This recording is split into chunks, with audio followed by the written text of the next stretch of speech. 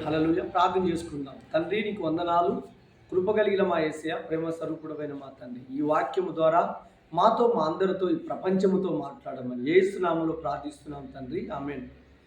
ప్రియ సహోదరి సహోదరులారా, మీ అందరికీ నా హృదయపూర్వకమైన వందనాలు చెల్లిస్తున్నాను. ఇదిగో ఈరోజు వాక్యము దేవుడు మనందరితో మాట్లాడుతున్నాడు. కాబట్టి నా ప్రియ సహోదరి సహోదరుడా, యేసు ప్రభు ఇక్కడ మాట్లాడుతున్నటువంటి మాట ఏంటంటే మనుషులందరి కొరకు మాట్లాడుతున్నాడు.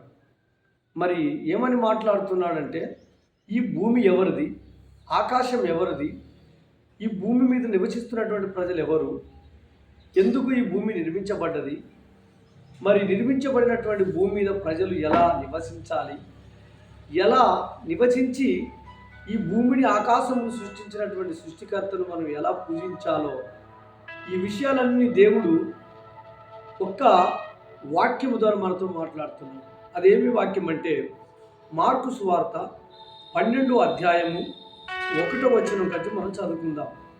మార్కు సువార్త 12వ అధ్యాయము 1వ వచనం. ఆయన ఉపమాన రీతిగా వారికి బోధింపని ఆరంభించారు. ఎట్లనగా, ఒక మనుషుడు ద్రాక్ష తోట నటించి దాని చుట్టూ కంచె వేయించి ద్రాక్షల తొట్టి తొలిపించి గోపురము కట్టించి కాపులకు దానికి గుత్తకిచ్చి దేశాంతరము పోయెను. పంటకాలమందు ఆ కాపుల నుండి ద్రాక్ష తోట పనులలో తన భాగము తీసుకొని వచ్చుటకు కాపుల యొద్దకు అతడు ఒక దాసిని పంపగా, వారు వారిని పట్టుకొని కొట్టి ఒట్టి చేతులతో పంపివేసిరి. మరలా అతడు మరొక దాసిని వారి యొద్దకు పంపగా, వారు వారి తల గాయపరిచి అవమానపరిచిరి. అతడు మరొక దాసిని మరొకరిని పంపగా వారిని చంపిరి. అతడు ఇంకా అనేకులను పంపగా వారు కొందరిని కొట్టిరి, కొందరిని చంపిరి. ఇంకను అతనికి ప్రియ కుమారుడు ఒకడు ఉండెను గనుక వారు తన కుమారుని సన్మానించుదురనుకొని తుదకు వారి యొద్దకు అతన్ని పంపెను. అయితే ఆ కాపులు, ఇతడు వారసుడు, ఇతని చంపుదము రండని, అప్పుడు స్వస్థతము మనదగునని తమలో తాము చెప్పుకొని అతనిని పట్టుకొని చంపి ద్రాక్ష తోట వెలుపట పారవేసిరి. కావున ఆ ద్రాక్ష తోట యజమానుడేమి చెయ్యును? హల్లెలూయా. చూడండి, ఇక్కడ ఆ కాపులకు కావున ఆ ద్రాక్ష తోట యజమానుడు ఏమి చేయను అంటే, ఇక్కడ ఉపమాన రీతిగా యేసుప్రభు మాట్లాడుతున్నాడు. ఎందుకు, ఏమని మాట్లాడుతున్నాడంటే, ఈ భూమి ఆకాశమును దేవుడు సృష్టించాడు. మరి ఎలా సృష్టించాడు? ఆదికాండంలో మనం చదువుకున్నట్టయితే, ఇక్కడ మనం ఆదికాండంలో చదువుకున్నట్టయితే నా ప్రియ దేవుని బిడ్డలారా, ఇక్కడ దేవుడు భూమి ఆకాశములను సృష్టించను. మరి 7వ దినమును సంపూర్తి చేశాడు. మరి దేవుడు ఈ భూమిని ఆకాశమును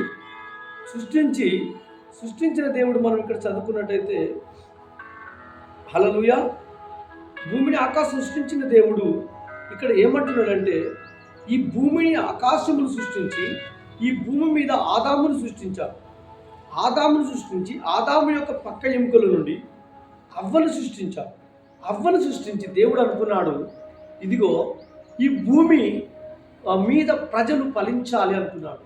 ఈ యొక్క ఆదాము అవ్వ నా స్వరూపంలో నేను చేసుకున్నాను కాబట్టి నన్ను ఆరాధించే వారిగా ఉండాలని దేవుడు అనుకున్నాడు. నన్ను స్తుతించే వారిగా ఉండాలి దేవుడు అనుకున్నాడు. మానవుణ్ణి బహుగా ప్రేమించాడు, నరుని బాగా ప్రేమించాడు. నరుడు నా రూపకములో, తన రూపకములో చేసుకున్నటువంటి దేవుడు నరుని ప్రేమించటము చాలా ఆయన ఇష్టంగా ప్రేమిస్తున్నాడు. అప్పుడు అపవాది సాతాను చేత తినొద్దన్న పండు తిన్నప్పుడు ఇద్దరు పాపములో పడిపోయారు. పాపములో ఉన్నటువంటి వారు పరిశుద్ధుడైన దేవుని యొక్క దేవుని చూడలేకపోయారు. ఏదెనుములో వనముల నుండి వెళ్ళిపోయారు. అంటే చూడండి దేవుని బిడ్డలు, ఇక్కడ వాక్యం మనకి ఎలా చేస్తుంది. యేసు ఏం చెప్తున్నారంటే, ఈ భూమి మీద ప్రతి మనుష్యుడు దేవునికి లోబడాలి, దేవునికి లోబడాలి. ఎందుకంటే ఇక్కడ మార్కు సువార్త 12వ అధ్యాయంలో మనకి ఏం రాయబడుతుందంటే, కాపులకు దానిని గుత్తకిచ్చి దేశాంతరము పోయెను. కాపులు ఎవరంటే ఈ లోకములో ఉన్నటువంటి మనుషులు. కాపులు ఎవరంటే ఈ లోకములో ఉన్నటువంటి మనుషులు దేవునికి లోబడటమే మరి దేవుడు గుత్తకిచ్చినట్టు.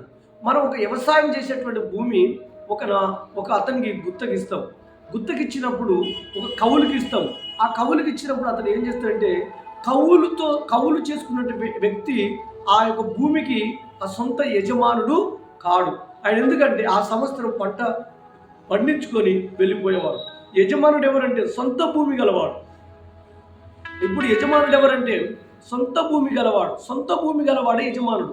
మరి సొంత భూమి గలవాడు యజమానుడు ఎవరు అంటే మరి ఈ సృష్టికర్త అయిన దేవుడు.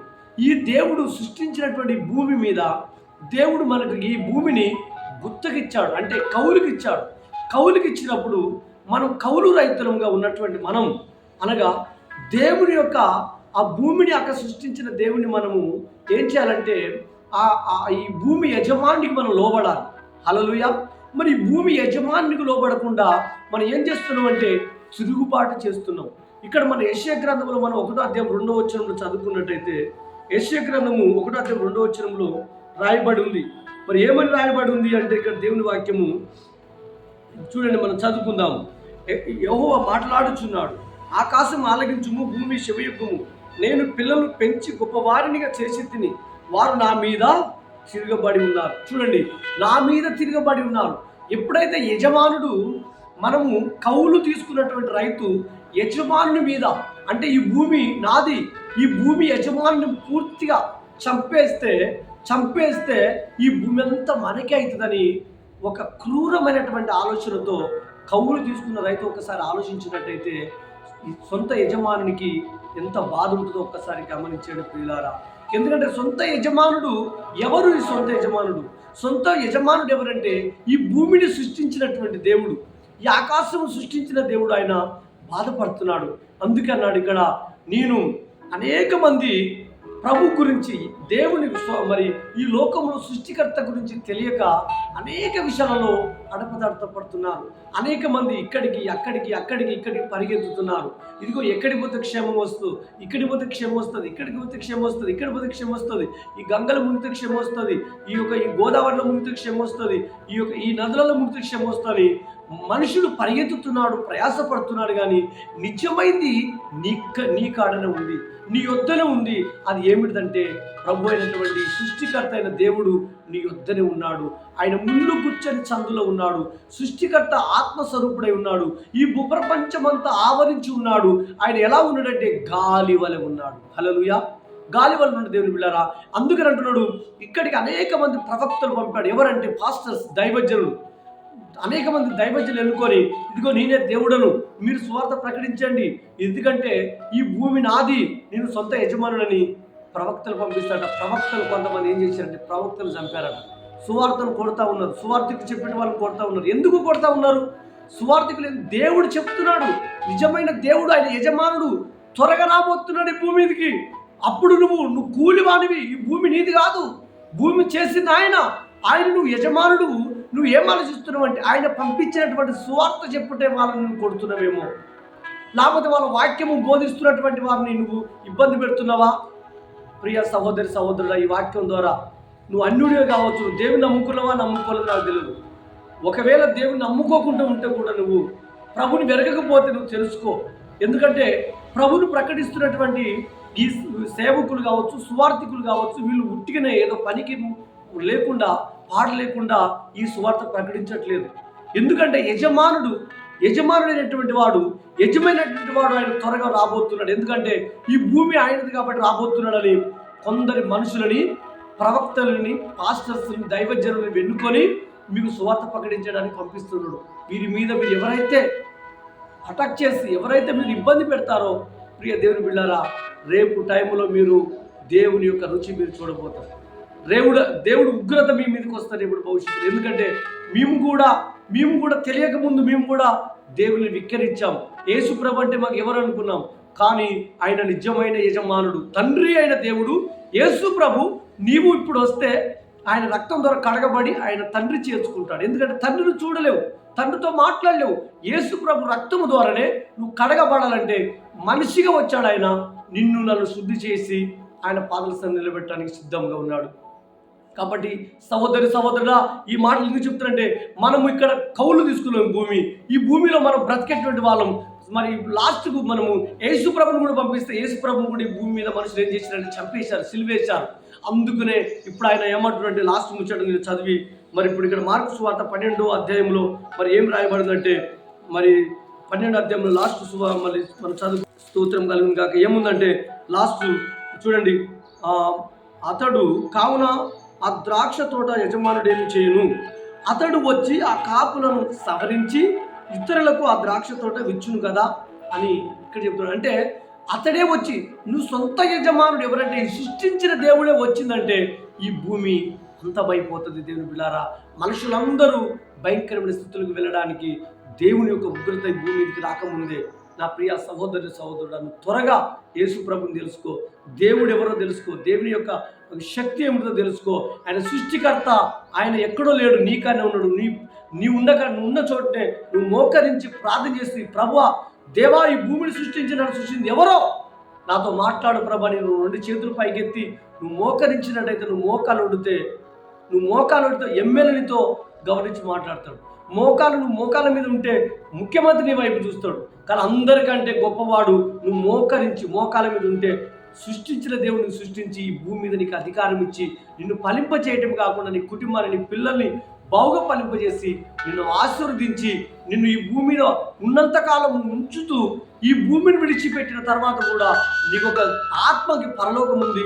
ఆ పరలోకములు నువ్వు యుగములు దేవునితో ఉండబోతున్నావు. ఈ మాటలు విని నువ్వు మారు మనసు పొందాలని నా యొక్క మనవి చేస్తున్నాను. మీ అందరికీ నా హృదయపూర్వక వందనాలు. ప్రార్థన చేసుకుందాం. తండ్రి నీకు స్తోత్రం. ఈ వాక్యం విన్నటువంటి ప్రతి కుటుంబం, ప్రతి మనుషుడు, ఇదిగో తండ్రి నాయన నిజమైన దేవుడు తెలుసుకొని, అయ్యా నువ్వు యజమానుడవు తండ్రి, భూమిని సృష్టించిన యజమానుడు, మేము కౌలుదారులం తండ్రి, మేము నిన్ను హతమార్చాలని మేము ఆలోచనలు ఉన్నాయేమో, అలాంటి ఆలోచనలు దూరపరచునైనా ఈ భూమి మీద ప్రతి మనుషులు తండ్రి నిజమైన దేవుడు నువ్వని తెలుసుకొని నీ నామానికి మహిమకరంగా నిలబడి, అయ్యా నీ నామానికి చిత్త ప్రకారంగా నిలబడి జీవించే కృప అనుగ్రహించమని యేసు నామములో ప్రార్థిస్తున్నాం తండ్రి. ఆమేన్, ఆమేన్, ఆమేన్.